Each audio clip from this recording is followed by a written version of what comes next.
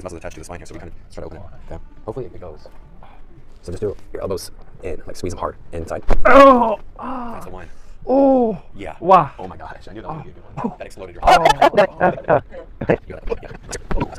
Yeah. Oh, you got it. Whoa.